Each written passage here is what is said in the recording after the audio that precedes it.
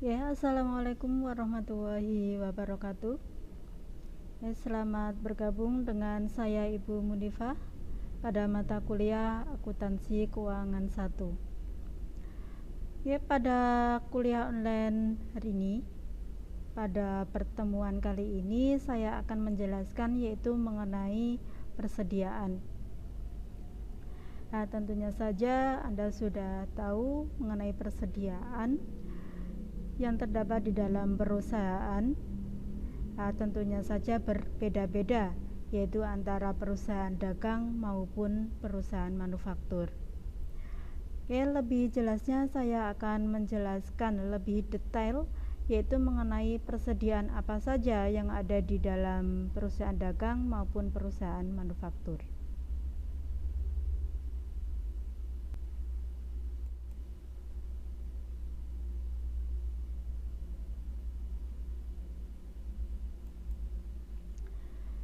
Sebelum saya lanjutkan lebih lanjut, yaitu mengenai persediaan, saya akan menjelaskan dulu yaitu tujuan dari pembelajaran materi persediaan.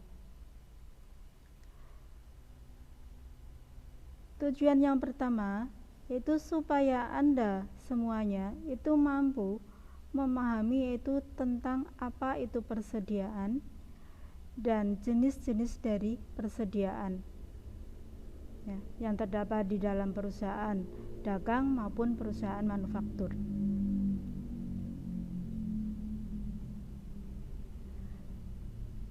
Kemudian yang kedua, supaya Anda semua itu mampu mengidentifikasikan metode-metode pencatatan di dalam persediaan barang dagang.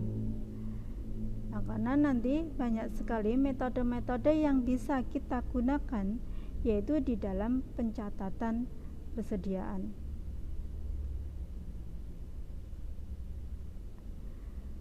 Nah, selain itu, Anda juga mampu menganalisis dan menghitung persediaan barang dagang. Nah, untuk menghitung persediaan barang dagang yang sudah dijual maupun barang dagang yang masih tersisa. Tentunya saja dengan metode-metode yang bisa kita pelajari pada materi persediaan ini.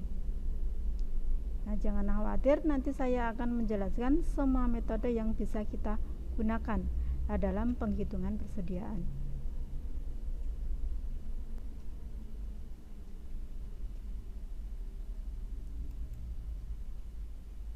Saya jelaskan dulu yaitu mengenai apa sih persediaan. Yang namanya persediaan itu semua barang yang dimiliki oleh perusahaan pada saat tertentu. Tujuannya itu untuk dijual atau dikonsumsi dalam siklus operasi normal perusahaan. Nah, berarti kalau ada aktiva ataupun aset yang dimiliki oleh perusahaan tetapi kok tidak untuk dijual ataupun dikonsumsi, itu tidak termasuk dalam klasifikasi persediaan. Nah, contohnya apa? Contohnya seperti kendaraan, kemudian seperti mesin untuk produksi ya, kemudian seperti gedung pabrik ataupun gedung kantor, itu kan normalnya tidak untuk dijual. Nah, tetapi kadangkala kalau ada mesin yang sudah tidak berproduksi, itu kadang ditukar dengan yang baru ataupun dijual. Tapi kan normalnya tidak untuk dijual. Itu ya.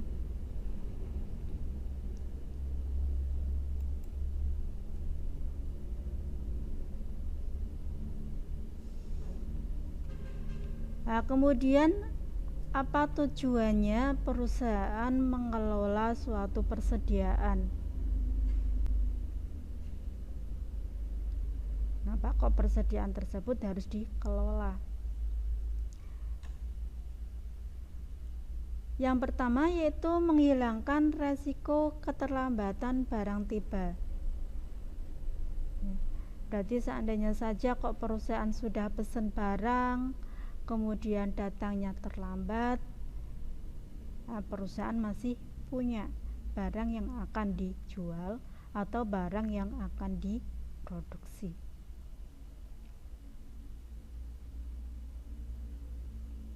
Nah, kalau tidak ada pengelolaan persediaan seperti itu, nah nanti kalau seandainya saja kok perusahaan ingin menjual barang atau ingin memproduksi bahan tersebut, kalau tidak tersedia atau habis, kemudian pesanannya belum datang, nah maka proses produksi juga akan terlambat, proses produksi tidak lancar.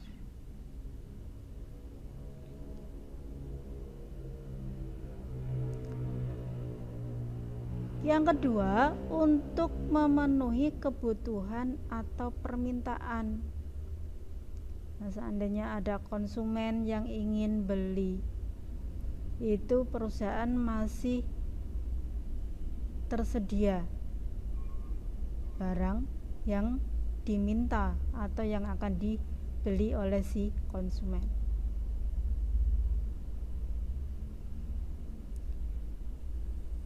Nah, kalau tidak ada pengelolaan persediaan seperti itu, nah nanti kalau barangnya habis, kok ada konsumen ingin beli barang ke kita, dia akan kecewa, dia akan beralih ke perusahaan lain. Nah, perusahaan yang setiap saat yaitu menyediakan apa yang dia butuhkan.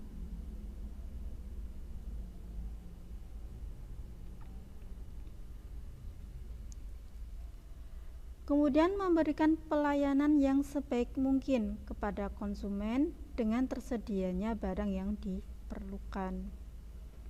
Ya, berarti apa barang yang diperlukan oleh si konsumen, nah sesuai dengan barang yang kita jual itu ada.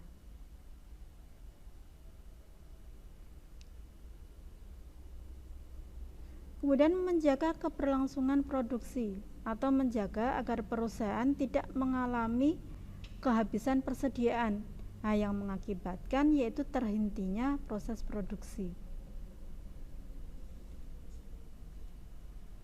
Ya, berarti proses produksi di perusahaan itu akan selalu berjalan dengan lancar kalau ada pengelolaan persediaan.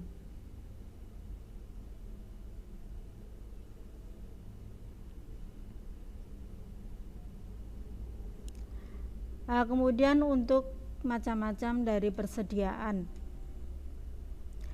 Untuk klasifikasi persediaan itu dilihat dari perusahaannya atau jenis atau bidang perusahaan.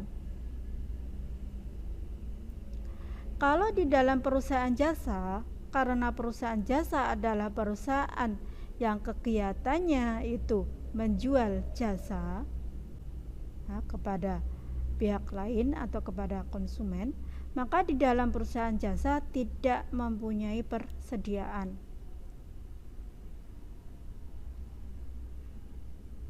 Nah, contohnya seperti tukang servis komputer, kemudian tukang jahit, itu kan tidak ada persediaan yang dijualnya. Kalau di dalam perusahaan dagang, karena perusahaan dagang itu perusahaan yang kegiatannya itu membeli dan menjual barang dagangan, maka untuk persediaan di perusahaan dagang itu namanya persediaan barang dagang.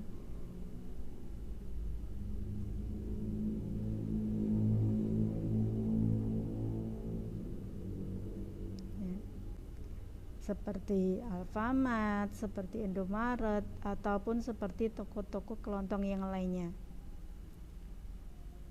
Nah, dia membeli barang dari si penjual, kemudian langsung menjualnya kembali tanpa melalui proses ulang atau proses kembali.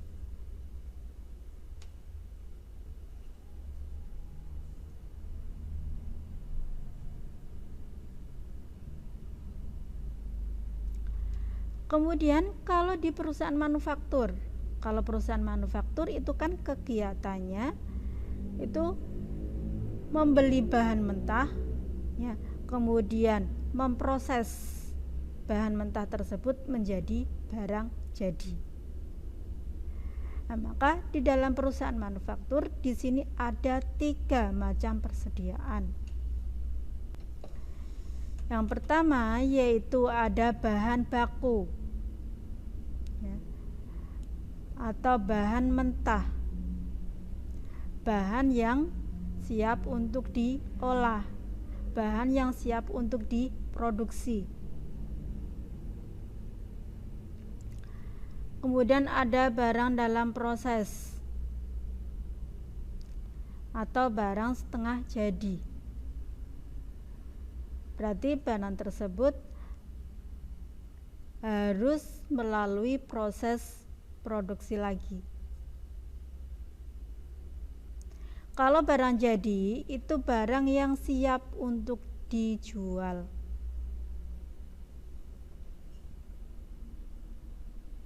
Itu ya.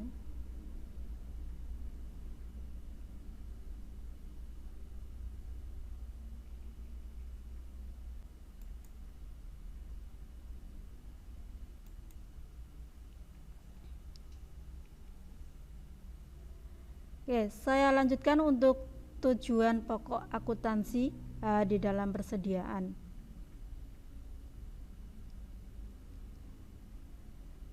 Yang pertama itu untuk menilai persediaan. Kemudian untuk income determination. Untuk penilaian persediaan itu untuk menentukan yaitu jumlah persediaan yang nantinya disajikan di dalam laporan neraca. Nah, bagaimana penentuannya?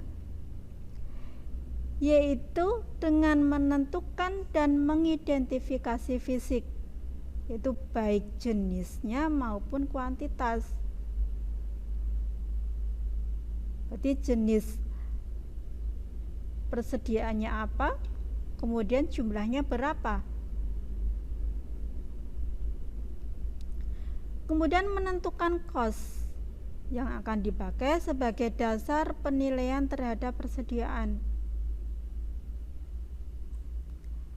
Nah, karena nanti di dalam penyajian persediaan yang ada di laporan neraca yaitu bukan jumlah persediaannya, tetapi dari hasil perkalian antara kuantitas, ya, dengan harganya.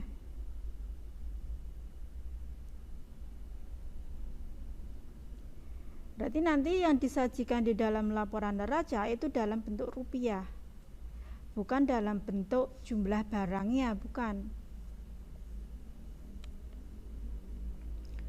Tapi yang sudah dikalikan dengan harga persediaan tersebut.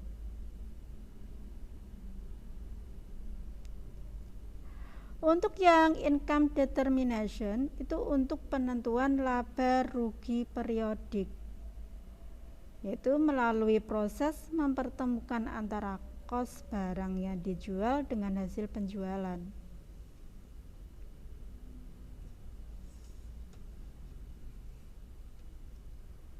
Ya, nanti dari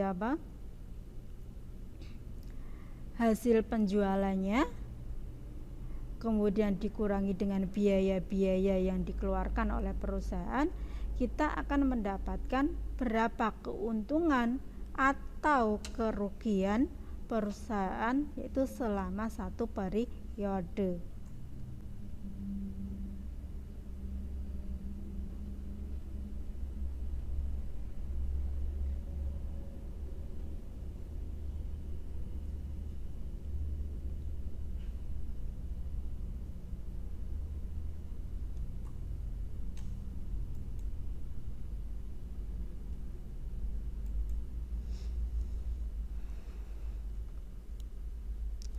Oke, saya contohkan untuk masalah fisik yang ada di dalam perusahaan.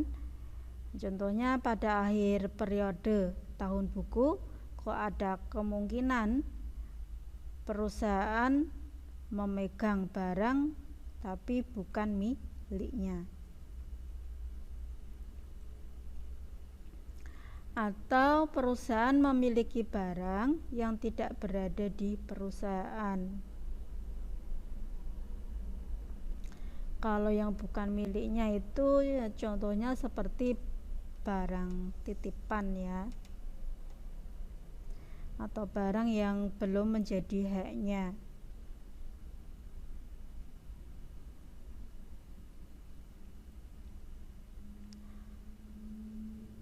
Kalau barang yang tidak berada di perusahaan, nah contoh kita kok sudah pesen barang tetapi barangnya belum kita terima, belum menjadi hak kita.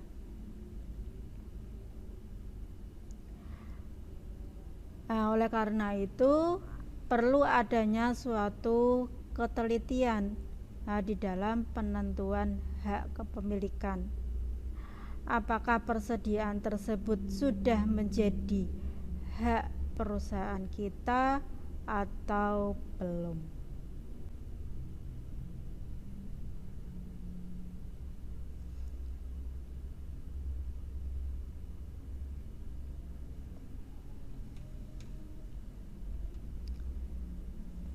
Oke, sekarang saya lanjutkan untuk pengakuan persediaan. Yang pertama, persediaan itu diakui pada saat diterima atau hak kepemilikannya itu berpindah.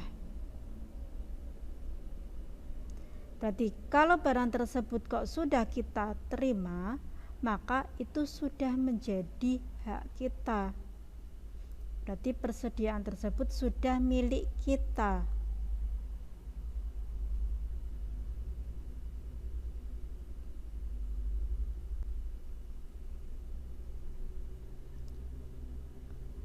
Kalau harga pokok persediaannya itu dari jumlah semua pengeluaran langsung atau tidak langsung ya, yang berhubungan dengan perolehan,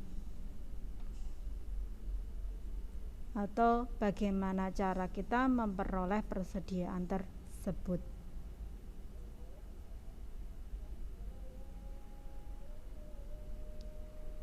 Berarti untuk penyiapan ataupun penempatan persediaan agar persediaan tersebut dapat dijual.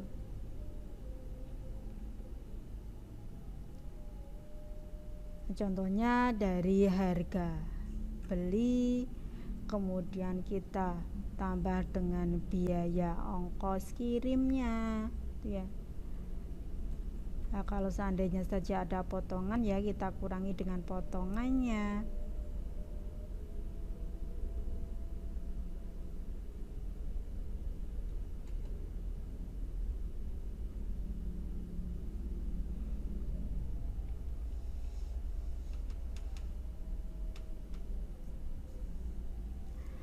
Lah untuk penentuan perpindahan hak atas barang itu antara lain timbul dalam keadaan yang pertama, yaitu dalam keadaan barang dalam perjalanan.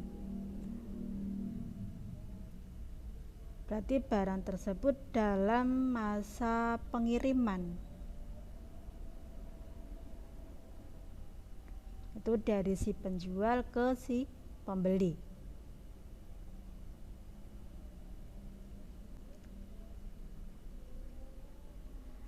Kemudian barang yang dipisahkan,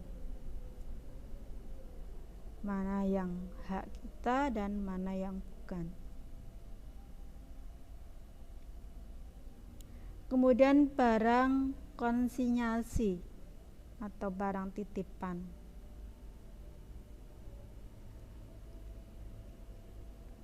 Kemudian ada barang angsuran.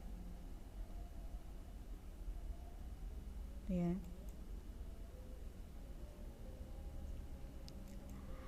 Ya, saya akan jelaskan yaitu satu persatu, yaitu mengenai keadaan tersebut seperti apa.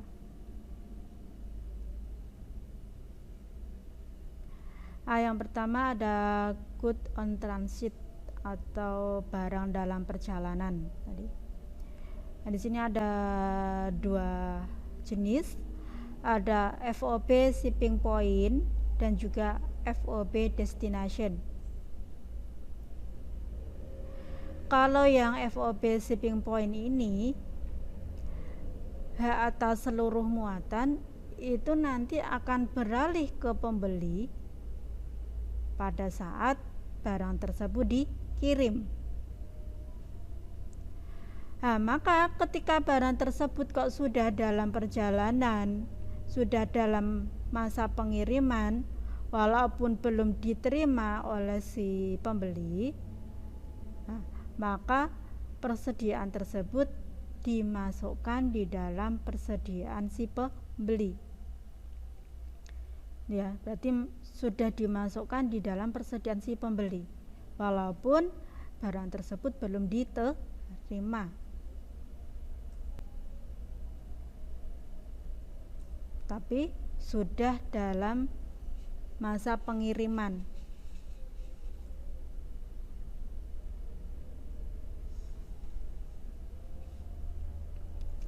Kalau yang FOB destination, hak tidak beralih selama barang tersebut belum diterima oleh si pembeli. Nah, berarti kalau barang tersebut kok sudah diterima oleh si pembeli, itu sudah menjadi haknya si pembeli, masuk ke dalam persediaan si pembeli. Tapi kalau belum diterima oleh si pembeli atau barang tersebut masih dalam masa perjalanan, nah, maka masih dimasukkan di dalam persediaan si penjual.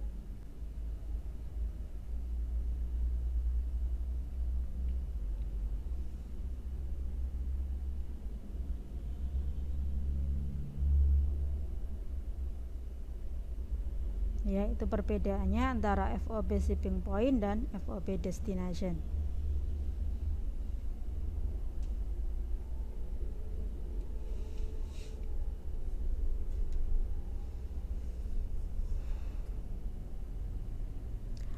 Kemudian yang kedua itu ada barang yang dipisahkan.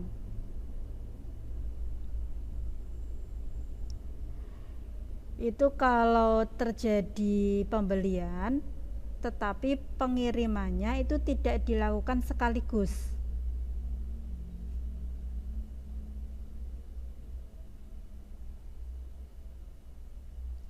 Berarti pengirimannya tidak pada saat itu juga.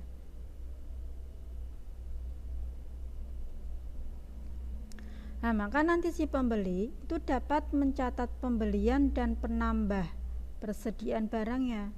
Karena apa? Karena kan dia sudah membeli, istilahnya. Dia sudah membeli, dia sudah pesan.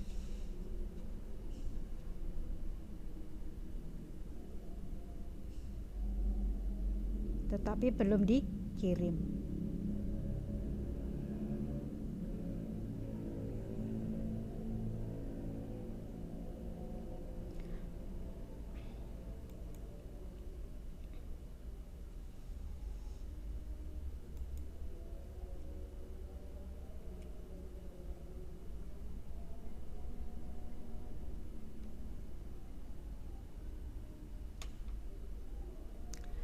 Kemudian ada barang konsinyasi. Kalau barang konsinyasi ini sebelum barang tersebut dijual, itu masih tetap menjadi persediaan pihak yang menitipkan.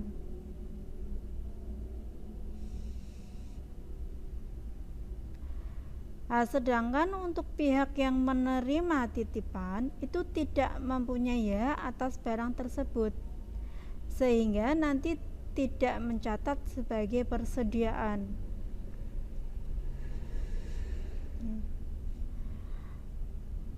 Berarti pihak yang dititipi itu akan mencatat sebagai persediaan itu kalau persediaan tersebut sudah terjual.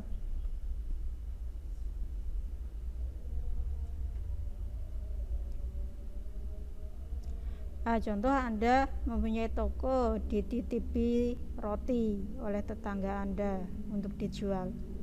Kalau roti tersebut kok belum ada yang beli, belum terjual, itu masih haknya tangga Anda. Tetapi kalau roti tersebut sudah terjual, maka sudah menjadi hak Anda. Bisa Anda catat sebagai persediaan Anda. Itu ya, itu kalau barang konsinyasi atau barang titipan.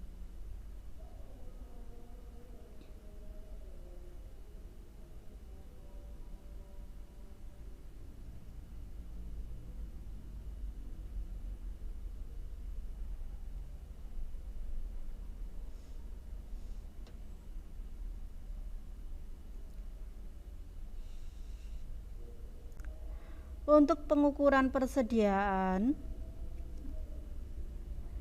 yang pertama itu biaya perolehan.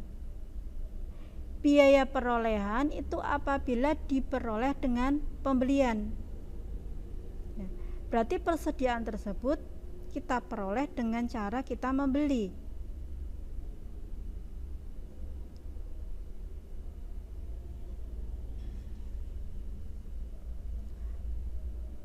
Kalau biaya standar itu apabila barang tersebut kita peroleh dengan memproduksi sendiri. Berarti kita membuat sendiri barang itu. Berarti kita membuat sendiri rotinya, bukan kita beli di pasar ataupun titipan tetangga, bukan, tetapi kita membuat sendiri barangnya, produknya. Itu kalau biaya standar.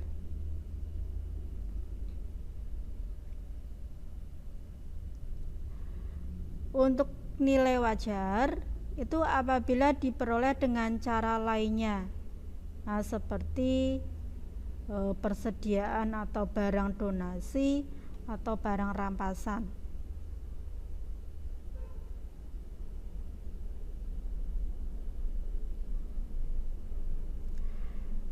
Untuk mencari biaya perolehan itu dari harga beli, kemudian kita tambah dengan biaya angkut, kita tambah dengan biaya penanganan, kita kurangi dengan potongan harga dan rabat.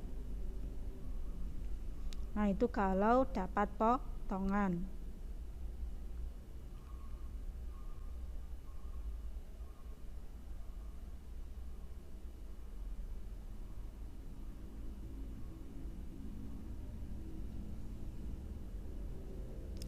Nah, kalau biaya standar itu berasal dari biaya langsung ditambah dengan biaya tidak langsung.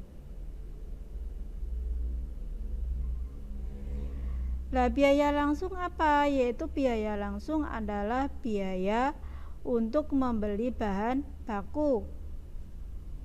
Kemudian biaya untuk membayar tenaga kerja langsung atau karyawan yang membuat produk tersebut. Orang yang membuat roti tersebut.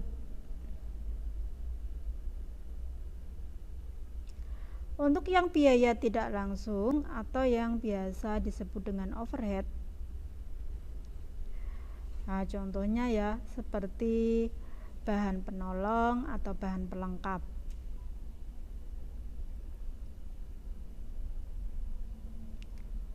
Seperti biaya tenaga kerja tidak langsung ataupun seperti biaya untuk membeli pewarnaan ataupun biaya untuk membeli pembungkus atau untuk membeli perasa di roti tersebut dan yang lainnya. Kalau nilai wajar itu persediaan diperoleh dengan cara lain, yaitu seperti tadi ya, ada donasi ataupun rampasan. Itu diperoleh dari nilai tukar aset secara wajar.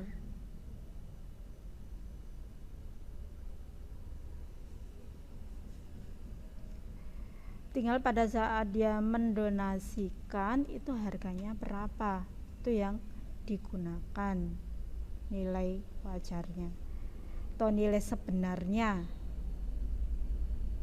harga sebenarnya.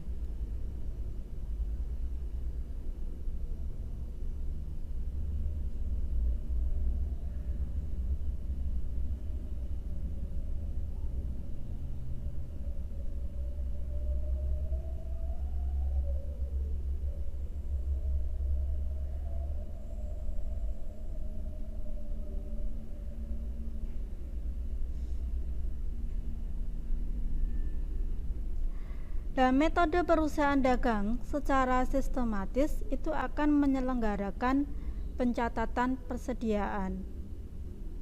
Nah, itu untuk menentukan itu berapa besar persediaan barang yang tersedia untuk dijual.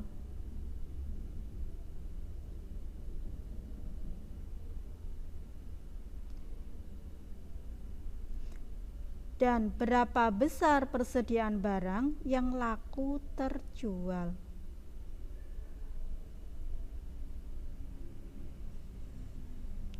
Nah, contohnya yang tersedia dijual ada 100 unit.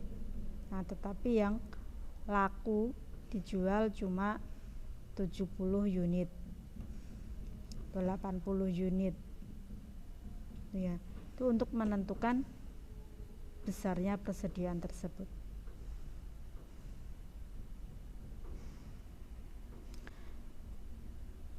Nah, kalau tidak ada pencatatan persediaan, kalau barangnya itu kok ratusan, ribuan, apakah kita akan menghitung satu persatu? Kan tidak.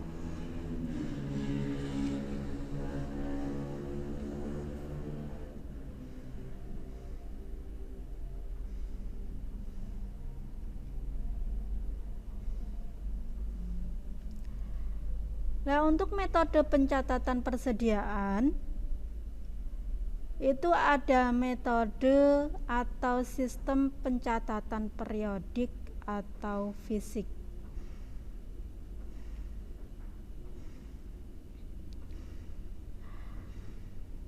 Kalau yang metode periodik ini persediaannya dicatat atau dihitung itu hanya pada awal dan akhir periode akuntansi saja.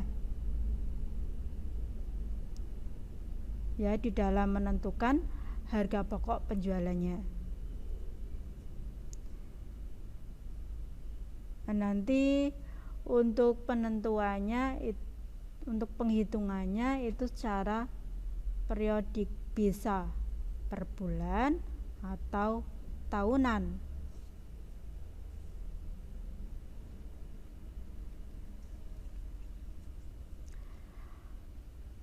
Biasanya untuk yang metode pencatatan periodik ini paling banyak dipakai oleh perusahaan-perusahaan yang frekuensi transaksinya tinggi.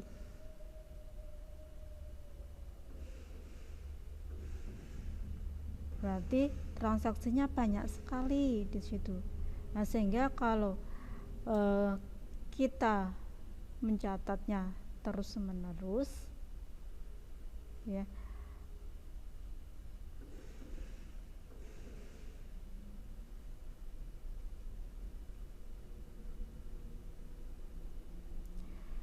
nah, nanti kalau di dalam pencatatan periodik ini, ya, setiap ada mutasi persediaan itu tidak ada catatannya, Sehingga nanti untuk mengetahui nilai persediaan itu harus dilakukan dengan perhitungan secara fisik gitu.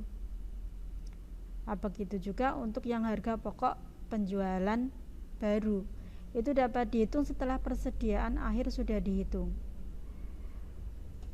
Berarti kita bisa mengetahui harga pokok penjualannya ya pada akhir periode.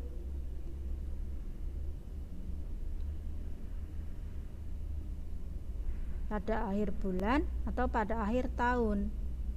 Nah, tinggal ketentuan perusahaannya itu menghitungnya setiap bulan atau setiap tahun.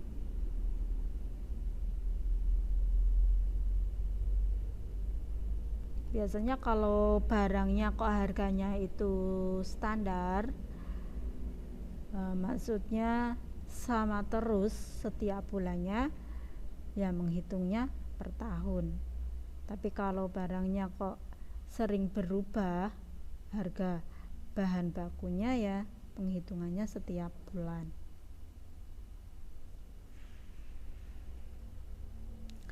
Yang kedua itu metode atau sistem pencatatan perpetual.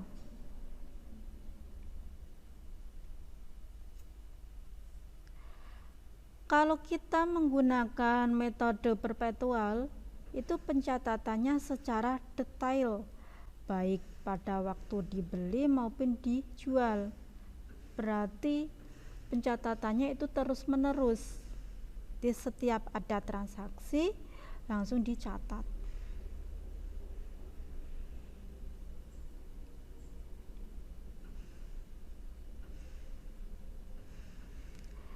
Dan nanti untuk harga pokok dari barang dagang yang dijual itu ditentukan setiap kali penjualan terjadi.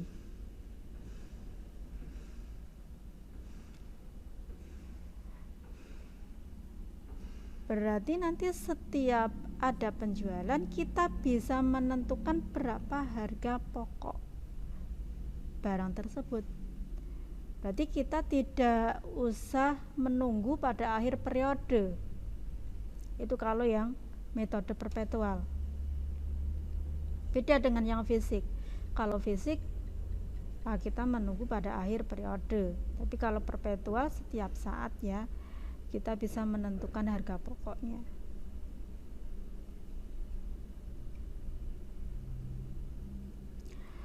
Kalau yang metode perpetual ini itu cocok bagi perusahaan yang memiliki frekuensi transaksi yang tidak terlalu tinggi, tetapi nilai transaksinya besar. Ya, uangnya jutaan. Kalau kita tidak mencatatnya setiap saat, nah nanti kalau terjadi kecurangan atau terjadi kekeliruan, nah kan kita harus mencari kesalahannya di mana. Nah, tapi kalau kita mencatatnya kok cara perpetual, ya, cara terus menerus, nah kita bisa langsung ketahuan kesalahannya di mana.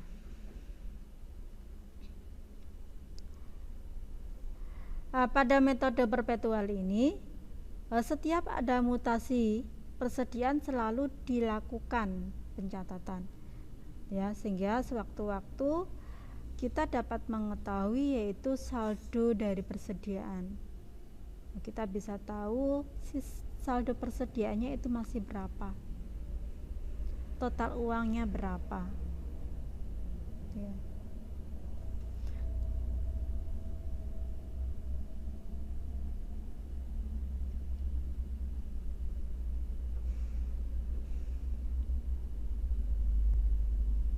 Nah, ini untuk perbedaan pencatatan antara metode periodik dan metode perpetual.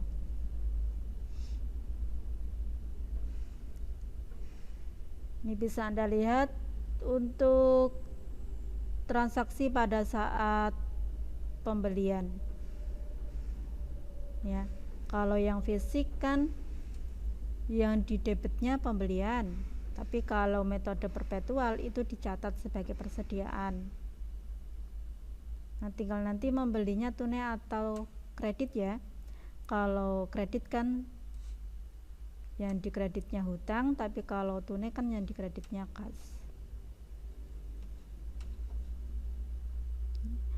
Nah, kemudian kalau terjadi retur pembelian, nah, kalau di metode fisik itu kan dicatat sebagai rekening retur pembelian, tapi kalau di perpetual dicatat sebagai persediaan. Nah, begitu juga pada saat beban angkut. Kalau di fisik dicatat sebagai beban angkut, tapi kalau di perpetual dicatat sebagai persediaan. Kemudian saat pembayaran dalam waktu diskon. Kalau metode fisik dicatat sebagai potongan pembelian. Nah, tapi kalau di metode perpetual dicatat sebagai persediaan. Nah, kemudian kalau saat penjualan sama ya, saat penjualan, cuma pada metode perpetual itu untuk harga pokok penjualannya itu dicatat HPP-nya, harga pokok penjualan pada persediaan. Tapi kalau di metode fisik tidak ada ya, berarti HPP-nya tidak dicatat. Nah, ini bisa Anda lihat untuk perbedaan pencatatan metode fisik dan perpetual.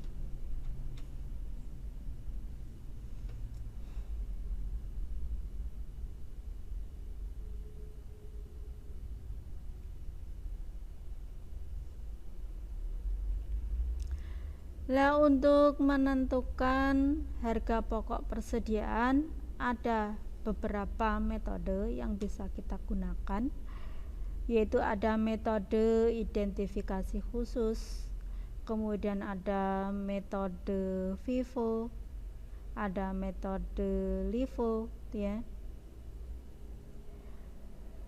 Kalau yang metode identifikasi khusus itu lebih spesifik ke identifikasinya.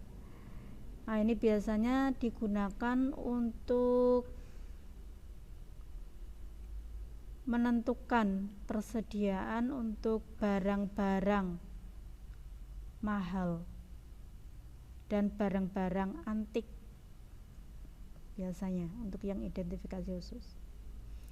Kalau yang FIFO atau first in first out, ini berarti penentuan harga pokok persediaannya itu ya, itu dari persediaan yang masuk terlebih dahulu itu akan terjual terlebih dahulu juga.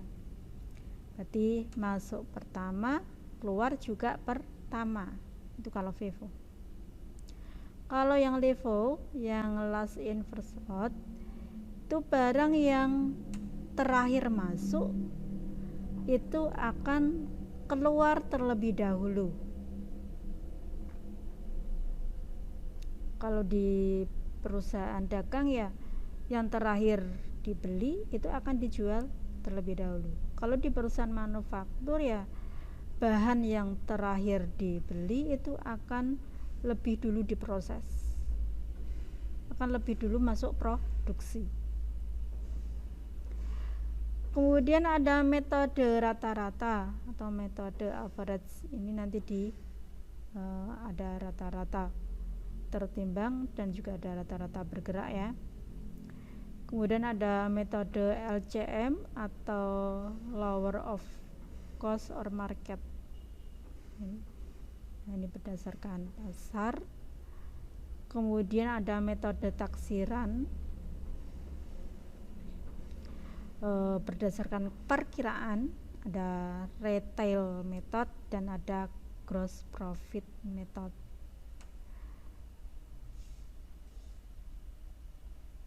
Ya. Oke.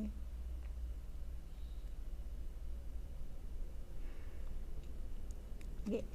yang semuanya itu untuk metode dalam penentuan harga pokok persediaan itu akan saya jelaskan pada pertemuan datang atau kuliah online berikutnya.